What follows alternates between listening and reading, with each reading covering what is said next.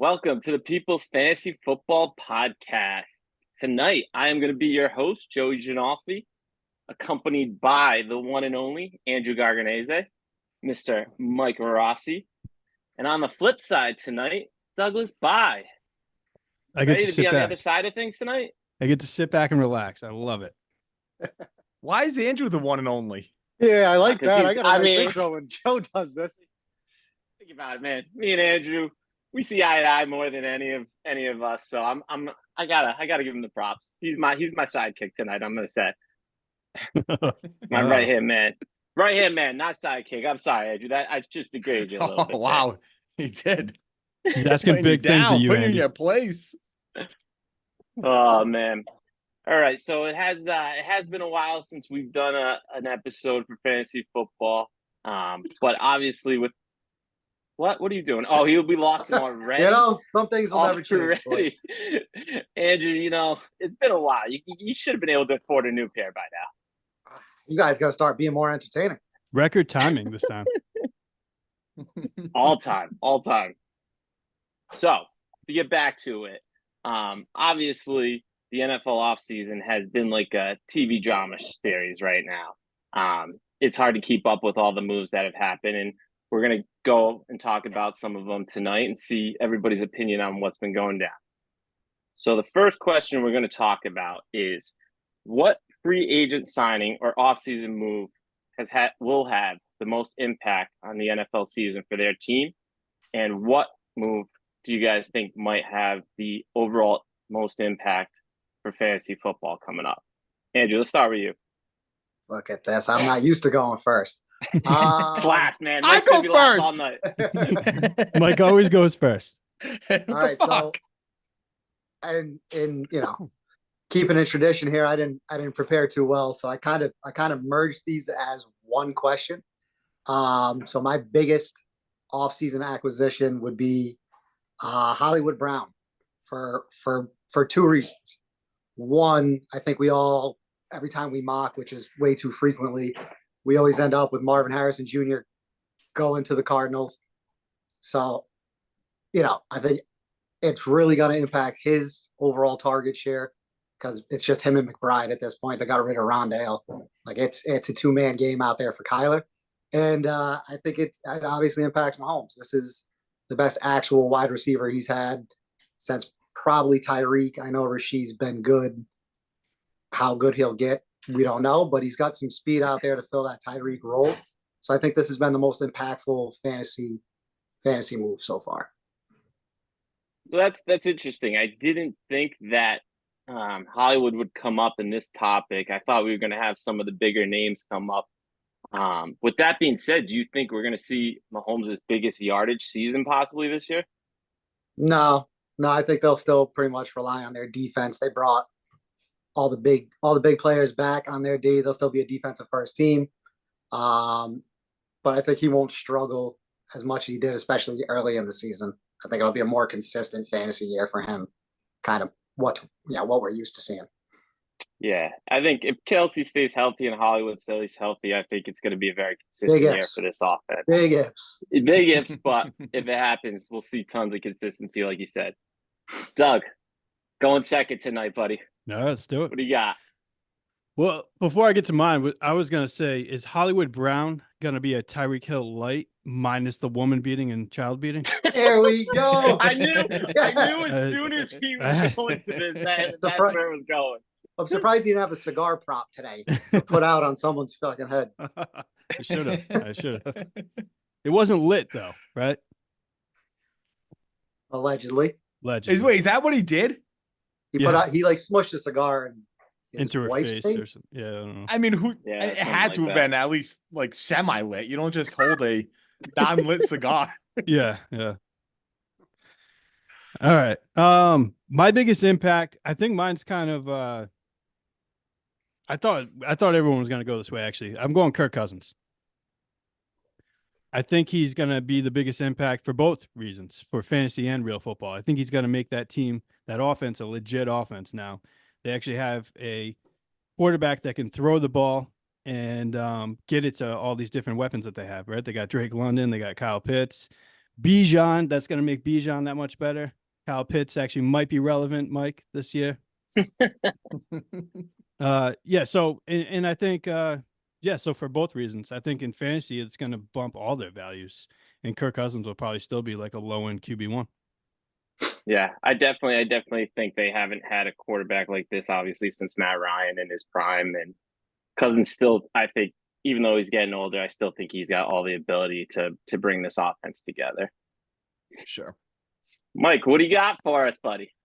Well, it's funny is that I knew I was going last tonight. I was like, Joe's hosting. There's no way I'm not going last.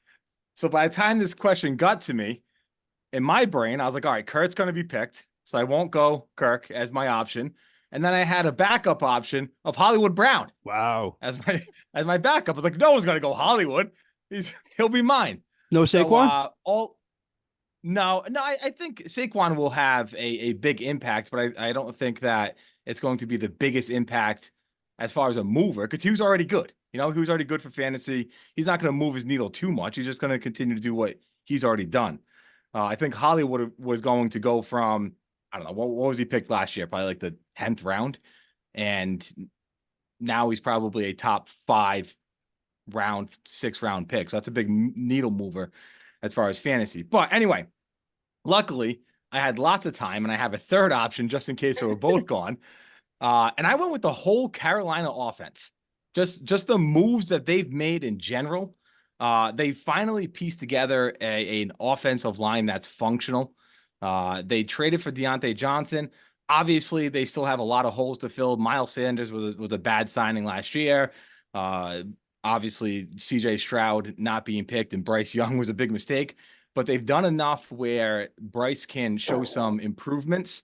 And this is the year. So he has to show his improvements to prove that he was worth that first round pick. And I think they made the right moves to give him some leeway to make that happen. Are you a believer in Bryce Young? Do you think we're gonna see that jump from him? Not yet, but I think if we're gonna believe in Bryce Young, he needed somebody like a possession wide receiver, and Deontay Johnson's the perfect person to have on that offense, because Bryce Young doesn't have the arm power like CJ Stroud does to throw it downfield. They needed somebody that can, a route runner. And Deontay Johnson's exactly that. Now, hopefully he can catch the ball more than he did in Pittsburgh. But as far as run routes, no one's better in the league than Deontay. Yeah, Deontay, obviously the trade hurt. I understand why they did it with some of his locker room issues last year and being lazy during plays. So they had to make the move, but I wasn't happy about it. But I like that thought process, Mike. I wasn't picturing that way either. You and Andy both threw me for a loop. For myself, I was simple. I was with Doug with Kirk Cousins, but I'm not going to follow up on that because he hit it pretty good. We're simple-minded. Option. So my other option, I did put a little bit more thought, and I think Andy, I don't know if he'll like this or if he liked the signing or not, but I think Curtis Samuel is going to have a big impact on the Bills. I do think they still need a number 2 receiver, whether that be the draft or bringing in somebody else in free agency. But I think Josh Allen is at his best when he has a really strong slot guy. And not that obviously they use Kincaid in some formations in that position. But I think if you can put him at tight end a little bit more and have Curtis Samuel play the slot, he did really good things last year in Washington with Sam Howell as his quarterback. So he should be able to do really good things with Josh Allen and Stephon Diggs at the 1 to take that pressure off of him. And like I said, I have them in my mock getting a wide receiver in the first round. And I think that guy can serve as the 2 on the outside with Stephon Diggs. Is Diggs definitely staying on this team though? I think if Diggs was gone, he would have been gone already. I was surprised. I thought we were going to see him gone, but the fact that he hasn't gone anywhere yet, I think they're going to hold on to him. Andy, what do you think? I think the fact that we're talking about this for the 3rd straight offseason is exactly what Steph Diggs does. Like he knows what he's doing. He wants his name trending. He knows like the strings to pull. He said on multiple occasions, like Josh Allen's his man. He wants to retire as a Buffalo Bill. He says the right things, and then he just like has these little, these little tweets, and it sends fucking us NFL nerds that have nothing to do in the off season off the wall. Like, oh, dude, he's fucking getting moved. He's not going anywhere. He'll be a Do you Buffalo think Bill. do you think he goes to Josh Allen and maybe like the general manager beforehand? He's like, hey, I'm just fucking around, but watch what happens when I send this tweet. This is gonna be fun, guys. Yeah. I mean, there's not many better quarterbacks you can play with than Josh Allen, so it's pretty hard to want to go anywhere. All right, so two things there. First, I did exactly what Mike did. I had Kirk number 1, and I had Keenan Allen number 2, and I was certain that I was not going 1 or 2. So I was like, "Fuck." But back to the Curtis Samuel thing, he's gonna be fine. He's gonna be great. I like the signing, so I don't want this to come off like I don't like the signing. My issue with it is that they kind of have 3 of the same guy now. Obviously different skill sets or different skill levels. Like Steph is a better Curtis Samuel, and right now Curtis Samuel is a better Khalil Shakur, and they're interchangeable, which is good. And they like to move people around, and they brought Steph in the backfield, and Curtis Samuel's played a lot of running back in college and the pros. And I get what they're kind of trying to do, but they still don't really have. I need like a big body wide receiver. I know that's what Kincaid's supposed to be, but Kincaid's also supposed to be their real slot guy, their Cole Beasley, their third down guy. So I'm a little concerned. We've been over this. We know we're going to do a draft conversation, who I would like, but I'm just a little bit concerned about general size in the wide receiver room. But I like everybody they've got. I do like. They picked up Yeah, Matt Collins though. Right? Yeah, but I'm pretty sure he's wide receiver 5. He's just there to block. They like big receivers. They'll put him in obvious running downs to block and won't care about it at all. Like, Andy, at 28, Mitchell, Coleman, and Thomas Jr. are sitting there for the Bills. Who do you want? Who do I want? Thomas Jr. He's probably not making it past 13, 15, whatever it might be. Between Mitchell and Coleman, I like Coleman more, but I don't think he's what the Bills are looking for. So I don't think he'll go. But Coleman, right now, for me, is wide receiver 4 coming into this. Every time I watch that dude play, he was a fucking monster. Guy just made highlight reel after highlight reel. Unguardable. Game. And everybody says he's slow, right? Like, he's not, because he ran a slow 40, but he was a punt returner. He returned punts in the ACC. Yeah, you're not slow doing that. He's not. Might not. They did the same thing with not slow, but DK. He dropped in everyone's draft because they didn't think he was going to be an NFL receiver. And I'm not comparing Keon Coleman to DK Metcalf because Keon Coleman is a lot slower than DK Metcalf, but they play the same type of ball. Game speed in the 40. There's a big difference with that. Oh yeah. Draft's a different episode. Let's not get too hot. I know we're all very excited and we could talk all night about it. But so moving on to the next topic, and we got to go to the flip side of this, is who do we think or what move is going to be the biggest dud of the offseason? Andy, I'm going back to you first, man. There we go. I like this. The biggest dud for me is not so much the player, it is the contract. Fantasy related. Darnell Mooney got 3 years, $39 million from the Falcons. They already have Pitts. They already have Drake London, and they brought over Rondale Moore. I just don't we saw good things from Darnell Mooney, but I don't think we saw 3 years, $39 million good things for Darnell. I feel like he could have been like a $5 million a year guy. I just don't think his production is going to match his contract. No matter how good Kirk is, and I think we all think he's going to be good, but that was a bad contract, I thought. Yeah, I think Mooney still has a lot of athleticism. I think he can be a good slot and target guy, but definitely not worth the contract. I totally agree with you there. Doug, what was your choice? So I'm going to go kind of along the same route there and go with Calvin Ridley. Now, I do want to preface it by saying I wanted Calvin Ridley on the Patriots for sure. Yeah, but 4 for 92.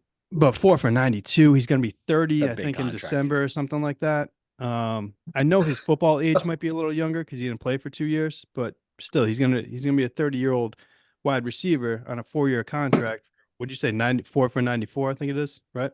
4 for 92. 4 for 92. So for the money, I think it's Calvin Ridley. Fantasy purposes, I'm going with your boy, Joe. I'm going Mr. Unlimited. I don't think he's going to play a full season. Really? But I know that, that's kind of a question coming up later. So we'll dive into that more later. Doug, is there Um, any residual because of how high you had Calvin last year? Did you feel a little scorned maybe? And that's Yeah. Oh, definitely. So I think there's definitely no- some of that as well. Yeah. When it So, comes to that stuff. well, I was also going to say that I think Ridley all burnt of me us twice.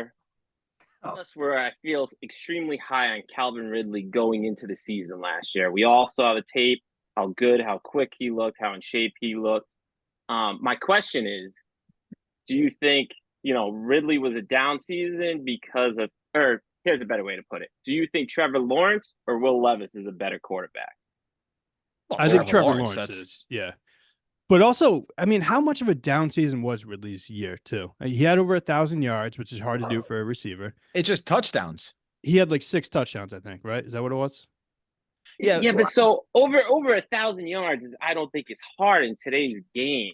I think we all expected Calvin Ridley to be a top 5-10 receiver with how he was, maybe not top 5, but I definitely expected him to be in top 10 in some categories for wide receiver with how he looked in the preseason. Yeah, he was, I think, clearly the most overhyped player for fantasy last season. I think that one no video. question. That Yeah. one video That did it. of him, how We fast he could cut. Yeah. Just Talked about ruined it the for a whole week. fantasy Yeah. value. He was like around 4 or 5 before that. Then he just slowly kept creeping up. And I think he went in like the second round in your league, Doug. Yeah, yeah, did. he was early. Early pick. second round too. Yeah, it was He like was, third or yeah. fourth pick. Yeah, and none of us were like, "What a terrible pick." We were all like, "Yeah, all right." I was Yeah, fully yeah, on you board. want him, I go was get him. fully on board Yeah. with Calvin. Yep. Oh, like we said, we all thought he was going to be one of the top targets.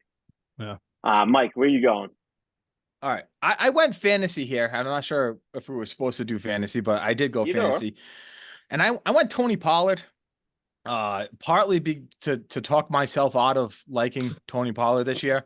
He But scorned you also last year because too. He scorned me last year. Yeah. So now I'm talking myself out of him. But Yep. no, I think Tennessee is going to use him how he's supposed to be used. And it's going to be a split backfield with him and Tajay Spears. So it's nothing against Tony Pollard. I think he's a good player, but it's going to be back to when it was Tony Pollard and Zeke, but on an offense that doesn't have Dak and CeeDee Lamb. It's not as powerful of an offense. So a split backfield there. I think Tony Pollard is a great signing, but I don't think fantasy wise he's going to be anything that he was on the Cowboys.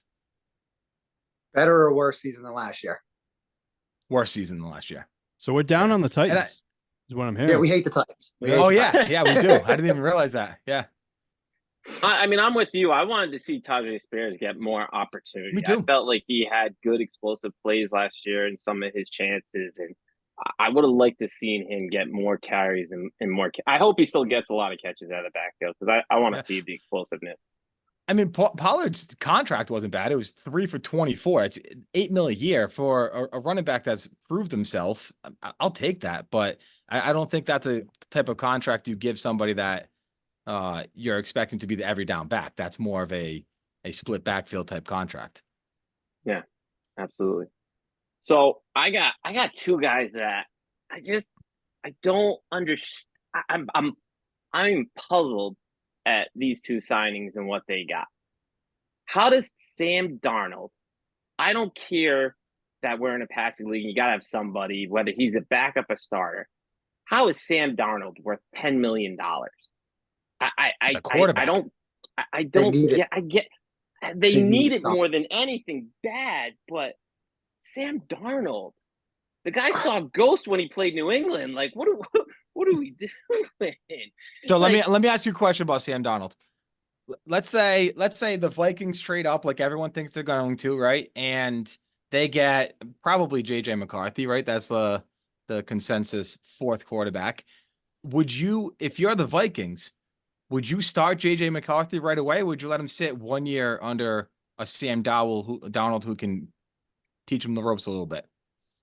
what can Sam Darnold teach you? I think He's he's just absorbing hits. He's just a crash dummy out there. He's just taking the hits. So, but that's I mean, he so- has experience. My problem is if you're Minnesota, so this is what I'm going to go with the Sam Darnold thing. And there's been a little bit of talk about it, and I don't know how you actually do it, but are they actually possibly considering trading JJ? Because like if you want to keep a guy like that happy, he's in the prime of his career. He doesn't want to wait for a rookie quarterback, and he definitely does not want to play with Sam Darnold. He wants to he's play with been on Sam Darnold record. more than God. He's on record more times, like a handful of times, saying like he wants Kirk Cousins. Don't let Kirk leave. If Yeah. Kirk leaves, I'm going to be very fucking upset. Which Then I think plays wasn't he into the talking Darnold up thing. Justin Fields too? Wasn't he talking him up? I don't know. But either That's- way, I mean, I that's- think they're in rebuild mode. And But so that's what why do you have that guy if you're in rebuild mode? I just don't. For what it could have cost you to get a guy like Fields, who has at least a higher ceiling, even if you bring in a rookie to compete with him, I don't understand the Sam Darnold play. And my other one, I'm sorry, I'm mentioning it. Gabe Davis is not a number one wide receiver. What are you doing if you're Jacksonville, giving him money and having him right now? They have Gabe Davis and what is it, Zay Jones as their 1-2. Christian Kirk. What like? They still have Christian Kirk. Oh, they do still have Kirk. I Yeah, forgot about I Christian actually Kirk. do think You know Christian what? Kirk I'm could sorry. be a number one. Kirk is the one. You're Yeah. right. I totally forgot about Kirk. I still think Gabe Davis got paid too I much think he's money. easy to forget about, by the way. I think everyone He is. forgets about Yeah. Christian Kirk. Yeah. I'll say one thing about Gabe Davis though, because going back to Trevor Lawrence and the Jags and Calvin Ridley about the touchdowns, they had so many opportunities in the red zone last year to put 7 on the board instead of 3 and just fell short every single time. And what's the one thing Gabe Davis does? Catches touchdowns. That's the only thing he does. So I'm not saying they should have paid him that much. He's still overpaid. But if you went into that free agency thinking we have a possession wide receiver in Christian Kirk, they like him. We just need somebody that's going to score touchdowns. I like Gabe on that team. He is also Dave, he's an incredible blocker. Like he really is top tier blocker at the wide receiver position. That's undeniable. So it's helpful, especially when you have Gabe Evan Da- right end. Gabe Davis has never had more than 48 catches in a season and more than 7 touchdowns in a season. I'm not paying him to be that guy. I'm not. Can't do it. He Yeah, hasn't had more I than think 7, he's overpaid. So, but so they maybe didn't- he's not a I got- touchdown guy.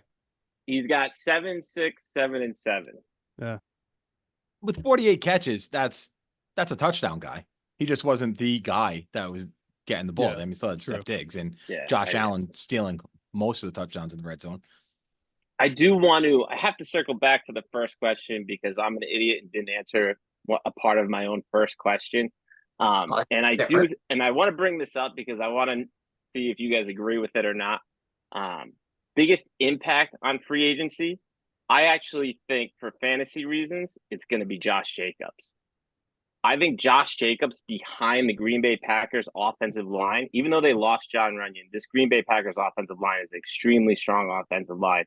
And when Aaron Jones was healthy for the last game of the season and in the playoffs, you saw what this running game can do and how Matt LaFleur likes to run the football when he can. I think Josh Jacobs is going to be a top-tier running back again this year, probably top 5 running back. If they're both healthy for the full season, are you taking Josh Jacobs over Aaron Jones? Yes. Yeah, I I am. think I would too. But I wanted to circle back. still wanted like to make Aaron sure I Jones got though. that in. Oh, It's I still like Aaron Jones. it's his age, I though, was, too. I was Yeah. correct. So you got a little bit younger, and I think he's a little bit better than Aaron Jones.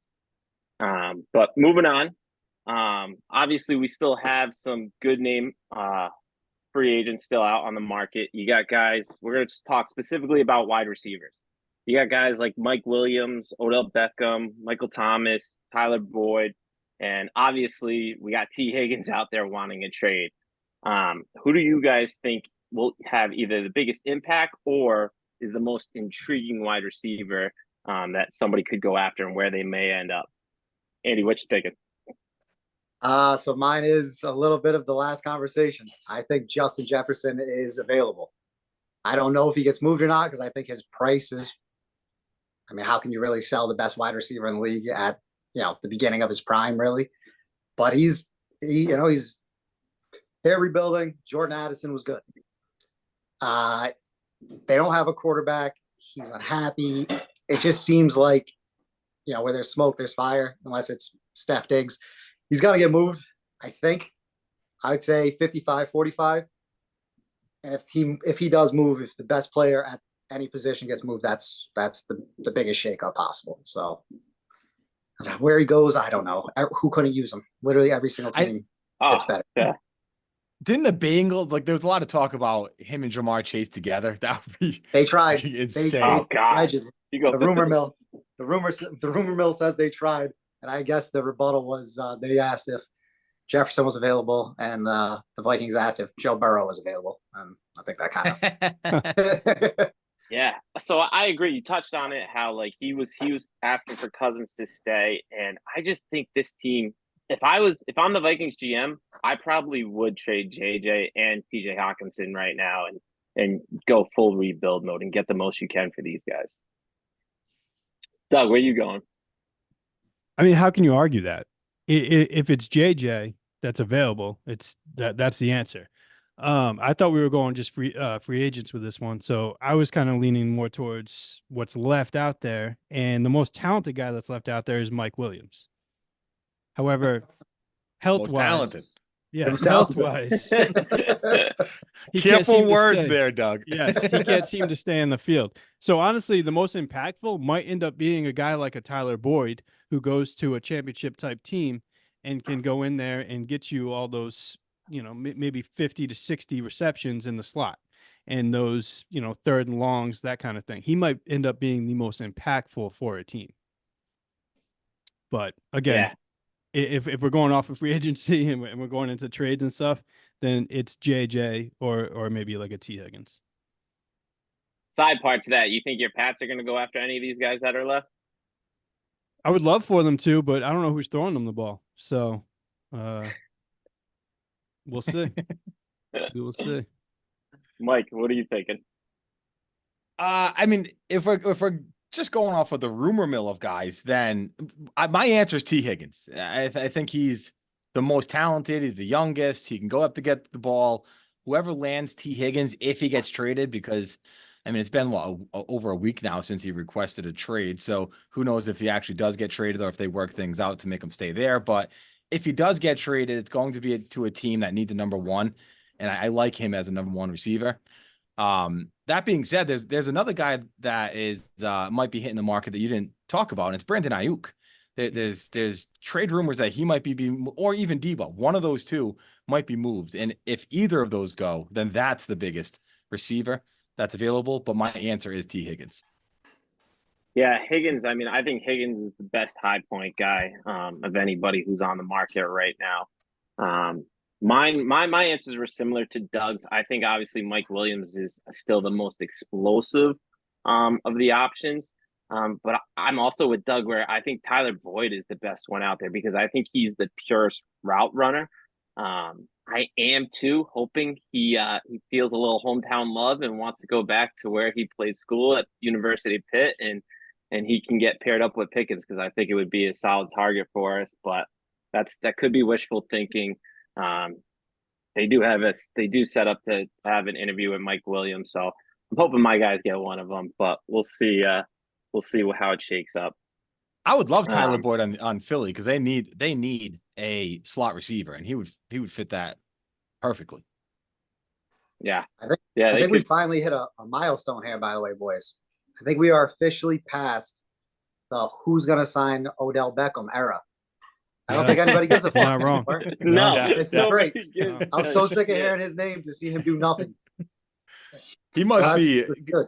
It's funny because I was thinking about him earlier when you were talking about Justin Jefferson, and you were saying that, and I think you're right about him just coming into his prime. We thought the same thing about Odell.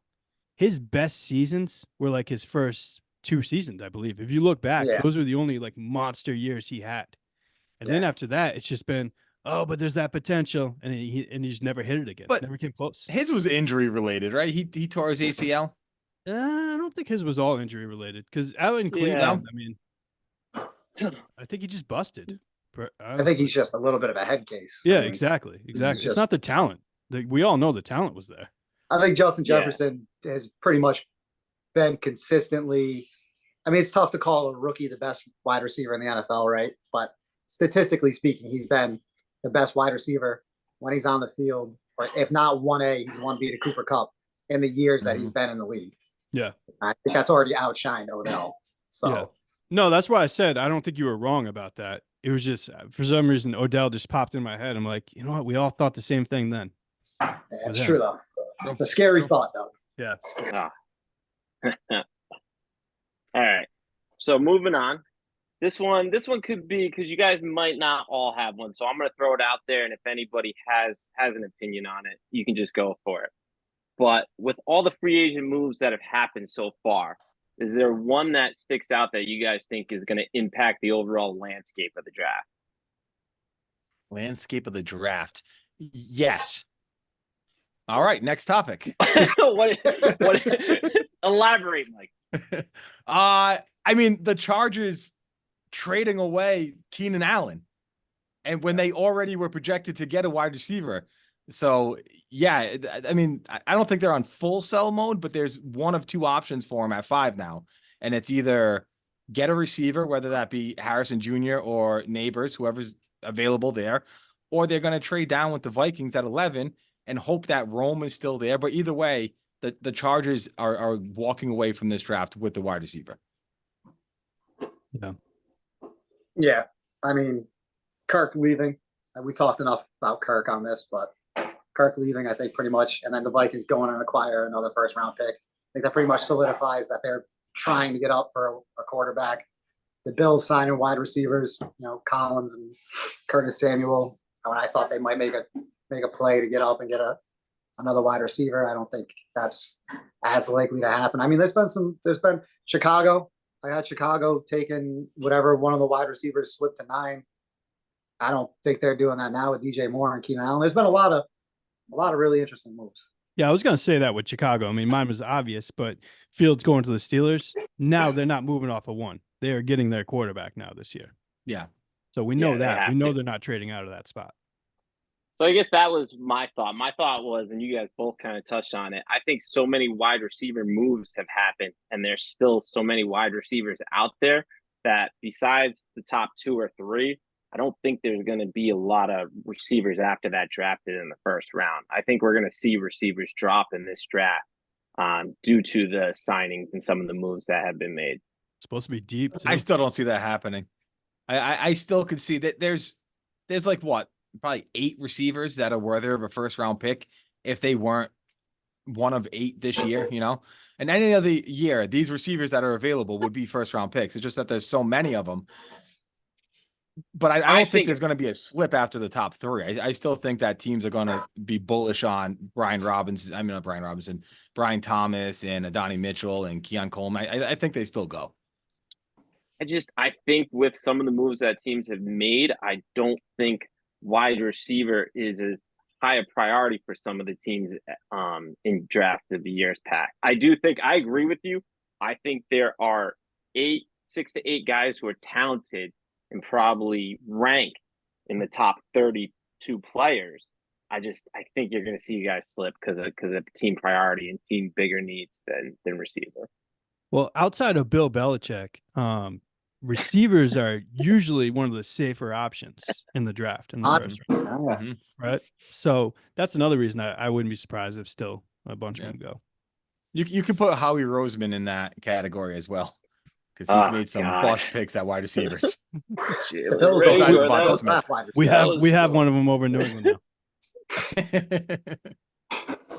Joey, are the Steelers going wide receiver, you think, now that they have just Pickens?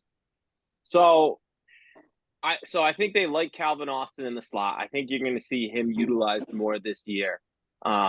I think they're going to do what they do a lot, and I think they're going to find a guy that they like in that 2nd, 3rd, 4th round, which they've done in years past. Like, I didn't expect in the year they drafted Pickens, I didn't expect them to go wide receiver there, but they always have that wide receiver that they rank higher than other people have.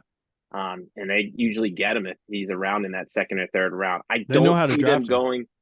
Yeah, Mhm. first round, they need to go. To me, they need interior line or they need cornerback. And Yeah. honestly, my ideal guy, I'll say real quick, is Nate Wiggins. If Nate Wiggins from Clemson falls to them at where they're picking at, I think it's 20. I think it's a no-brainer. Put him across from Joey Porter, especially with Patrick Queen being there to take some pressure off of Highsmith and TJ, and that defense would be something. I'll tell you, Joe, I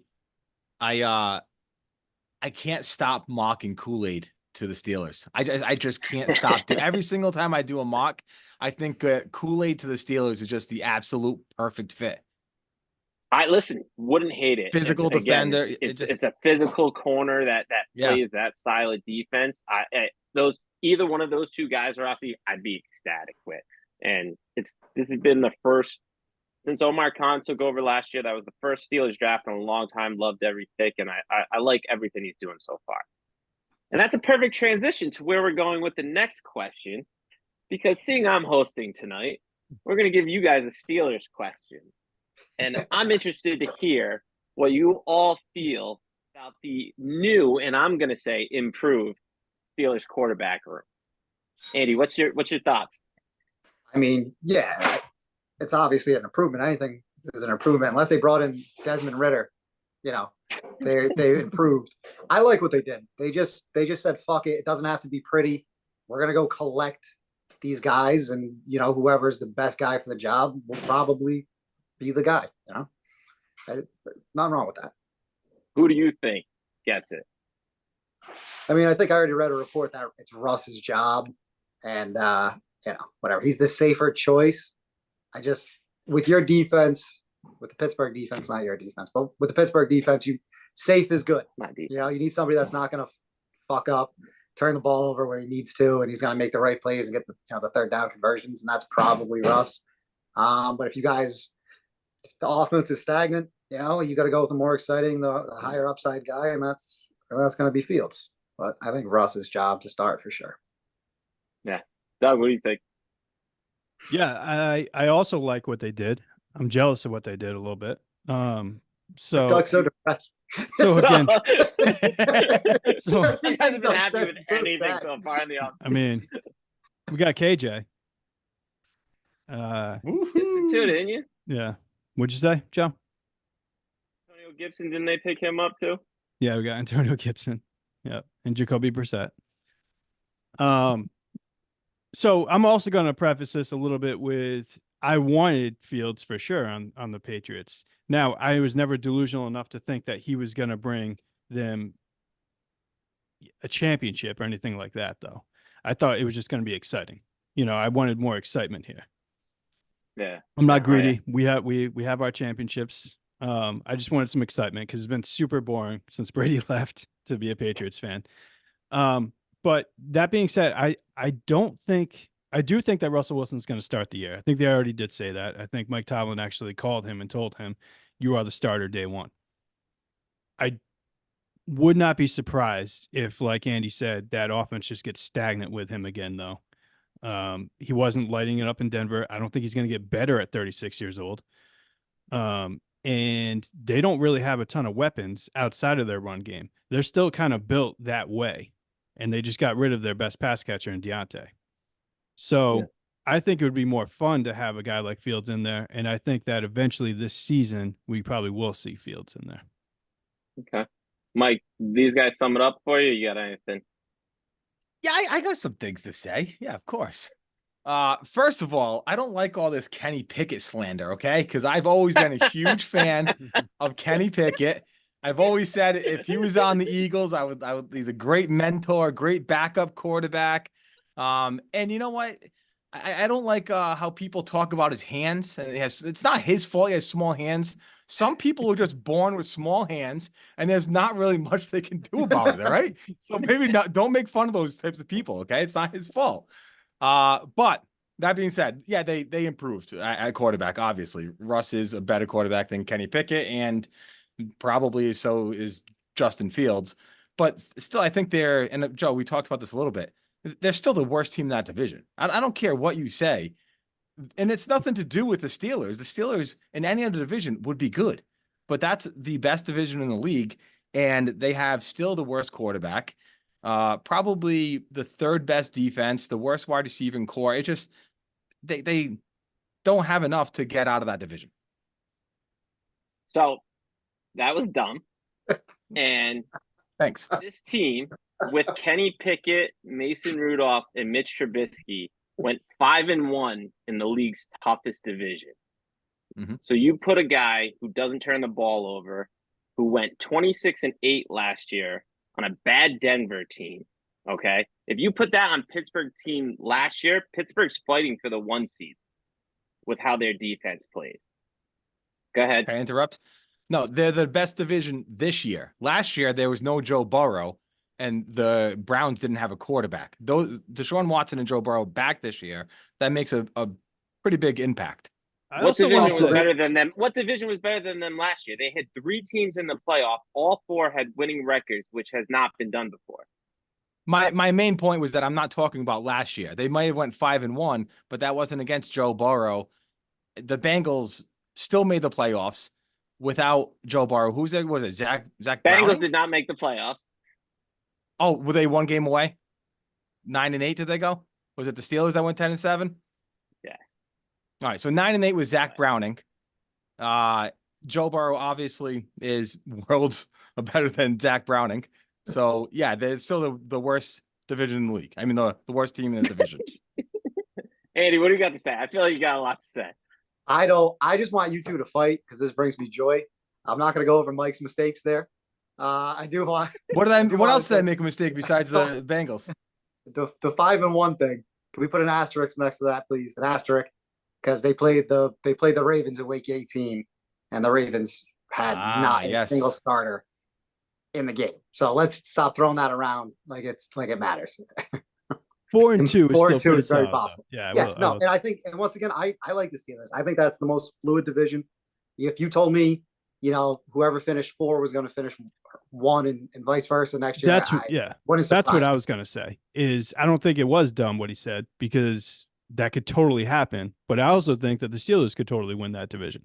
It just So I definitely, and obviously I'm a homer with it. I think the Steelers have a good chance. Obviously, Baltimore's still the favorite. Derrick Henry with Lamar now. thank that team you. is Yeah, very, that's what I was very gonna say. scary.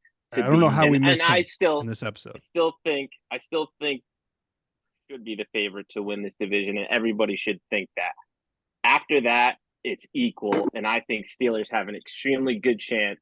I think Russell Wilson, I think Arthur Smith, what he did with Ryan Tannehill and the Titans offense, I think that he could do something similar with Russell Wilson in this offense. Wilson's still got a strong arm. He's still a smart quarterback, and he's still got the ability to run the ball. I don't think he'll miss a good amount of the throws that Kenny Pickett missed last year. What's their record this year, Joe? Ooh, I think the Steelers get 12 wins and are in the playoffs this year and make a run. well, that's a God. bold one. I like it. In that I like it. division. Ooh. Can you give me 1 through 4? Who wins? Who comes in last? I think it's going to be extremely close between Baltimore and Steelers 1 and 2. Well, I if think they it could win go 12, either way. they're 1. Baltimore could win 13 games, man. You can't tell me Joe- Baltimore couldn't win 13 or 14 games. How that team is. But 11, I think it's going to be very 11 close. and a half over under. 11 and a half win just- total. How much you want I to would put up? take. I said 12, so I think they're going to Yeah, I know. win No, no. more. I understand that. How much? There's a lot more moves to be made, Rossi, before the season Mikey's- starts. Mike's Right itching. now, He is Brett, itching. we'll talk before the season starts. We're gonna have plenty of podcast episodes that you Yeah, can bring this yeah. back up before the season Mike's starts. itching. Let's see all the moves that happen right now. I think it's gonna end up being Ravens. If I had to pick, Ravens are still gonna win the division. Steelers are 2, make the playoffs, and then it's gonna be Browns and Bengals after that. I think it's gonna be the same as last year. I think Bengals lost too much on offense. I love Joe Burrow. I don't ever see him coming in last in the division. Just No. I can't buy it. But I like where your head's at. I love that division. Listen, it's brutal. They're going to beat each other up. All right. So now again, with me hosting, I got a question for each one of you on your own team. We're going to keep it on the same pace. We're going to go Andy first. So, Andy, the Bills obviously got close again, but came up short once again against the Chiefs. They've made some moves. They brought in they brought in Curtis Samuel. What do you think though is next for the Bills, or the most important thing to get them over that hump, whether it be free agency or the draft? I mean, you are this. We don't have enough. There's not enough time left in the day for me to go down this fucking path. Let's get a quick notes version. A pipe dream right now for me is was it Justin Simmons from the Broncos is the safety. He's still out there. No one signed him. I mean, they literally just re-signed Taron Johnson like a couple hours ago. If they could somehow find some money to sign Simmons, and then they could just offensively just destroy the draft. They need interior line help. As I said, I want another wide receiver. I would like another halfback, whether that's in free agency or the draft. And then, I mean, grab like a nose tackle to help Ed Oliver on the other side of the ball, and I'd be happy. I'm just going to stop there because I'm going to keep going. But that is 1, 2, in a 3, corner. 4, I need a 5, corner. 6. I also That's a lot of names. If we could get a corner in there, it would be great. But yeah.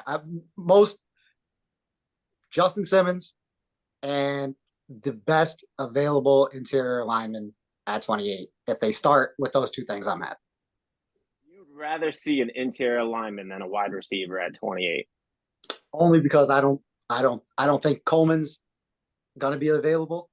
And then obviously the big three plus Brian Thomas probably gone. So I don't want Ad Mitchell. I don't want Worthy. I like Xavier Legette a lot. I think he fits exactly what they want to do, but they might be able to get him at 60 or move up a couple picks, in the 50 range. And What about Ladd? You like Ladd? I don't like white receivers, so no. No, it's fine. I like Purcell. You just made Doug so angry. I would like. I don't like any of them at 28 though. I don't like Purcell. I don't like Roman Wilson. I don't like Ladd at 28. No. That's it. I'm gonna stop because I'm gonna keep going. No, it's a good spot. You gave us a lot. Appreciate it. Doug, we're going to you next. I don't think my question's going to be the same type of question, but go ahead. So with the Patriots making the big signing of Jacoby Brissett, bringing him back, and not spending a 4th to 6th rounder on Justin Fields, is there any way that the Patriots don't go quarterback with the number 3 pick? Good question. I think that, yeah, and probably not. I think they're probably locked into that quarterback. The only way they're not going to be is if they're in complete rebuild mode and they trade out of that pick and they go get an additional 1st round pick and they just start rebuild mode for another 2 or 3 years, even though they should have already been in rebuild mode since Brady left. But we're going to start it again. I think that's the only way, though. Otherwise, if your quarterback that you like drops to you at 3, you have to take him. Yeah. Mm-hmm. who So do you hope in a fantasy world, right? Say you got your pick that falls at 3. Who do you want to see in the Pats uniform? for me, since they don't have a I was going to say Marvin Harrison, but since they don't have a quarterback, I feel like he's just going to be wasted. So yeah, if they really like Drake, if they did their homework and they love Drake May and they love Jaden Daniels or whoever drops to them, yeah, go get your quarterback. Yeah. I don't. Did you see the mock that I sent Rossi at all? I didn't. No. So I got the one that you them, sent to me. them going Like Harrison. yours? So yeah, but I sent it to the group too. I sent the screenshot of the Excel. I think, I don't know, man. For some reason, I think Jared Mayo, I think he's going to run a similar type of scheme like Belichick and try to play good D and try to hold on to the ball. And I can see them, trying to get like a Bo Nix or something like that in the 2nd round. And I feel like he may take a shot on Harrison. I could be wrong, but yeah, he's just a generational talent. I'm going to change my answer a little bit. So I would do Marvin Harrison at 3. And then I would either come back into the 1st if I have to, or I'd get a Penix. I'd get something like that. I know you guys I aren't had- crazy high on Penix. To me, he looked like he spun the ball better than anybody at the combine. And Because of that, I had Penix going in like the middle of the first round, and I got Okay. them trading up just a 13th. couple spots. Yeah, 13. I had them pretty high. And I have them trading up a couple spots with the Niners, getting back into the first round to get Bo Nix, and to lock in somebody and not let other teams scoop up ahead of them. so the other reason I think like a Penix would make sense for them right now, though, is because Jacoby Brissett he's not a mobile quarterback either. And Mhm. I think they both actually kind of have a slow throwing motion. So it might not be a bad thing to have him underneath Jacoby for half the season and then bring him in and see what he's got. And this is a rebuild year. And then we'll see what we got next year with Penix and Harrison and whatever else they can. Because I believe that next year they're going to be a top 5 team as far as cap goes for free agency again. I think And they'll they probably be project- picking in the top 5 again. and that as well. Yeah. So again, I'm not delusional. I don't think that they're going to be anything great this year, but I just want some excitement. I want to see some star Yeah. power out there. Yeah, it could be interesting. I could see them going either way, so I'm interested to see when we get there. Mr. Rossi, worst for last. So, with the Eagles bringing in Saquon Barkley, obviously this offense is fully loaded. You got AJ Brown, you got Devonta Smith, you got Dallas Goedert, and now you got Saquon Barkley. My question is there enough balls to go around to keep all these guys happy like AJ Brown? And especially, is it going to be enough to overcome their bad performance on defense last year with Kellen Moore trying to get these guys doing things? Yeah, so you know what, Joe? Great question. Better than our previous host would have asked, I might add. But so you bring up Kellen Moore, and that's a great point, because if there's one thing Kellen Moore does differently than who they had previously, is he runs a faster offense. So this offense, and there's a lot more moving pieces to this offense. There's going to be a lot more emotions, line up in different positions. It's going to be entertaining to watch rather than what they had last year, which was the out routes and the curl routes and no one moving. It was so predictable. So I think with the faster paced offense and putting Jalen Hurts in the scheme that he's comfortable with and what he wants to do, there's going to be plenty of balls to go around because they're going to be winning and everyone's going to be happy. It's just going to be a better offense. That being said, the last time I got this excited about the offense was back in like 2013, I want to say, when they went and That's signed young. DeMarco Murray, and they had Nnamdi Asomugha, and they made all these big, huge free agent signings and did absolutely nothing. So I'm tempering my expectations because I've seen this play out before. But I think honestly their biggest signing was to get CJ Gardner-Johnson back. He was there for a year. They let him go after he led that defense. Like, he was a locker room guy. People loved him. And when they let him go, that defense fell apart. So I think bringing him back, even if it's just for morale, it's going to make a huge difference. But what they need to do is go out, get a corner. James Bradbury cannot be a starter in this league anymore. He just doesn't have it. I still have faith in Darius Slay for a year or two, but they need to go get a corner, and I think we're solid. Yeah, bringing back CJ was definitely a smart play by them. And yeah, if Kellen Moore can just be smart, this offense could be so effing dangerous, man. With Saquon on that was a addition I did not see coming in. No, me neither. And nor did Danny Mac. Was he happy about it? I texted him right away, and he was the most bitter human being I might have ever talked to. Oh yeah, he said some bad things about him. Well, boys, that's all I got, and I think we got through it pretty seamless for me hosting for the first time. Good job, Joseph. I'm Joe, gonna that was good. I'm gonna chalk a W up for that one, whether you liked it or not. But that's good. So for Mike Rossi, for Doug Bye, again, and my main man Andrew Garganese, I'm Joey G. Have a good night, everybody. Later. Peace.